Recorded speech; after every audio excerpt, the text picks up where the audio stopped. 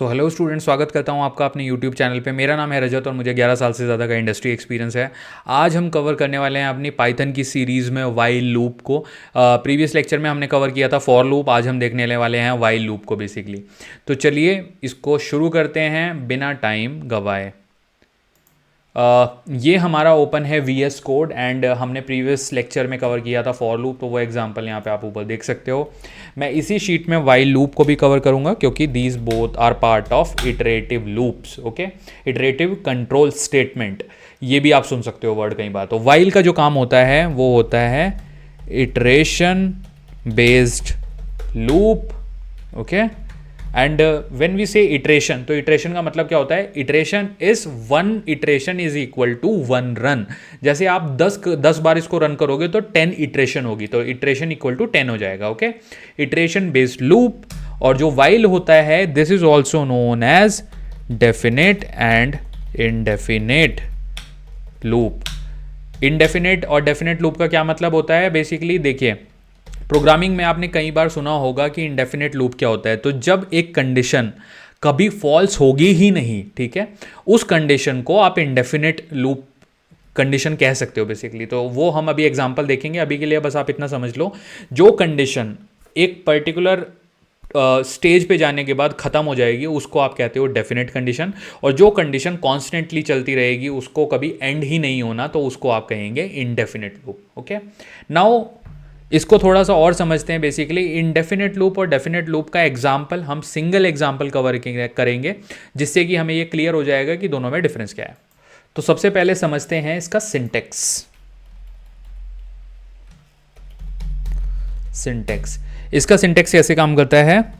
While condition, उसके बाद आएगा हमारा इंडेंटेशन मार्क एंड देन हम यहाँ पे लिखेंगे एक्शन और स्टेटमेंट कि आपको बेसिकली करना क्या है। तो ये लाइन नंबर 25 और 26 हमारा सिंटेक्स है।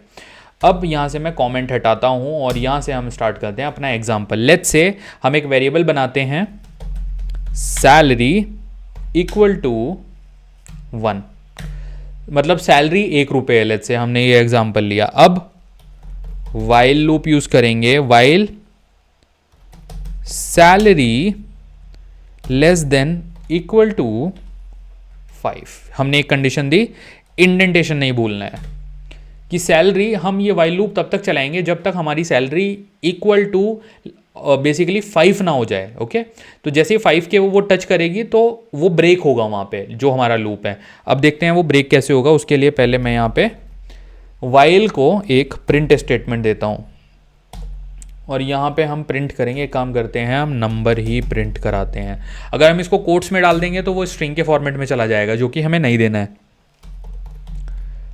अब हम काउंटर को आगे बढ़ाएंगे। Counter equal to, sorry, counter basically हमारा जो सैलरी है वही हमारा काउंटर है। तो काउंटर इसको जेनरिक लैंग्वेज में कहते हैं।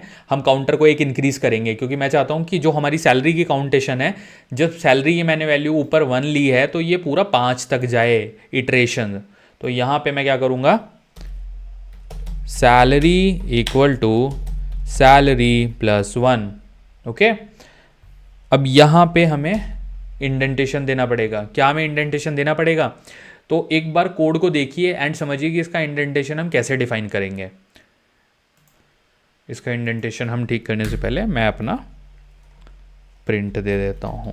प्रिंट, जैसे ही हमारा लूप खत्म हो, गुड बाय स्टूडेंट्स। ओके, ये मैसेज हमारा प्रिंट हो जाना चाहिए।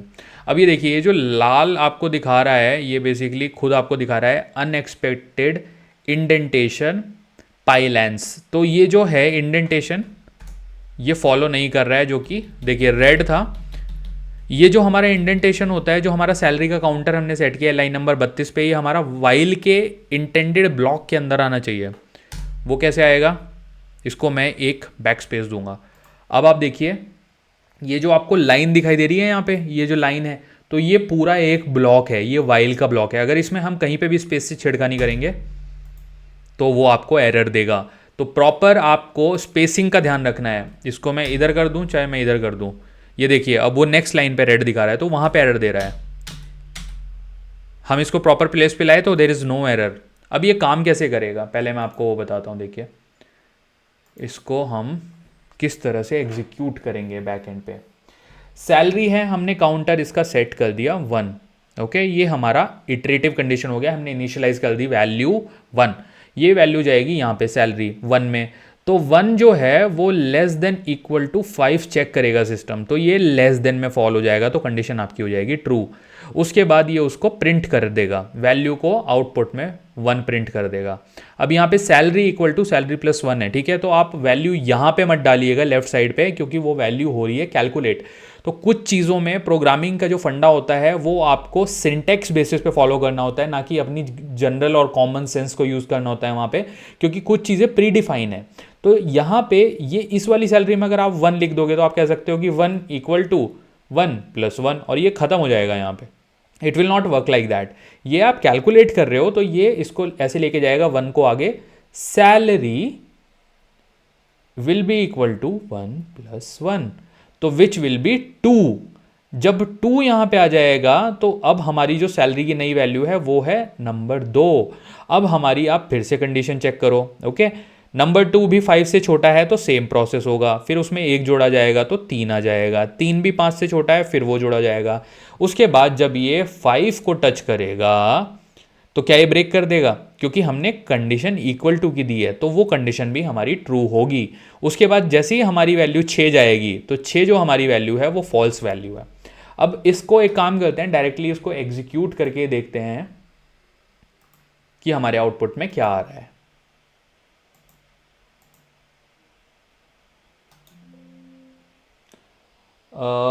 आई थिंक हमारा प्रीवियस एक लूप चल रहा है, तो इसको हम करते हैं कैंसिल। इतने पीस ऑफ कोड को मैं बेसिकली करता हूँ यहाँ से copy. Let me close this session. मैं इस सेशन को ही क्लोज करता हूँ। Let me open a new session and history को मैं क्लीन करता हूँ। यहाँ पे मैं अपनी वैल्यू को पेस्ट कर देता हूँ जो कि यहाँ पे है। अब देखिए, मैं राइट क्लिक करता हूँ, रन पाइथन। आप देख सकते हो हर कंडीशन के बाद लाइन बाय लाइन इसने इसको एग्जीक्यूट किया है।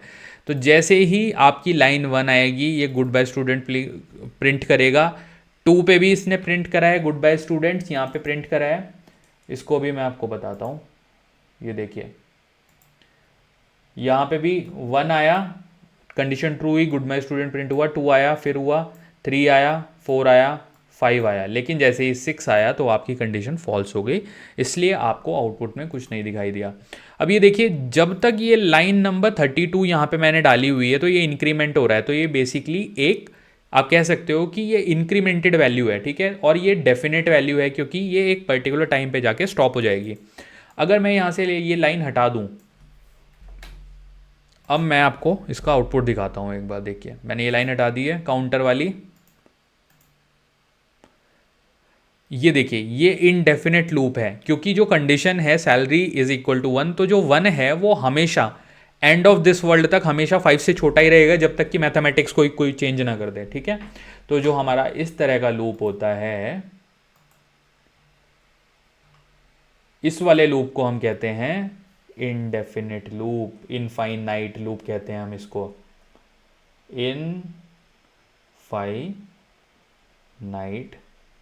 लूप। इनफाइनाइट लूप की डेफिनेशन क्या होती है? ऐसा लूप जो कभी खत्म हो ही नहीं सकता। देखिए सिस्टम इसको कंटिन्यूसली प्रिंट करता रहेगा, और अगर हम यहाँ पे वो इंक्रीमेंटल वैल्यू लगा देंगे तो इसी लूप को हम कहेंगे डेफिनेट लूप। ओके, तो यही एक डिफरेंस होता है इनडेफिनेट और डेफिनेट लूप में। यहाँ पे हम खत्म करते हैं अपना वाइल लूप का लेक्चर, एंड आगे हम मिलेंगे और अमेजिंग कंट्रोल स्टेटमेंट के साथ। तो please subscribe to my channel and let's see you soon.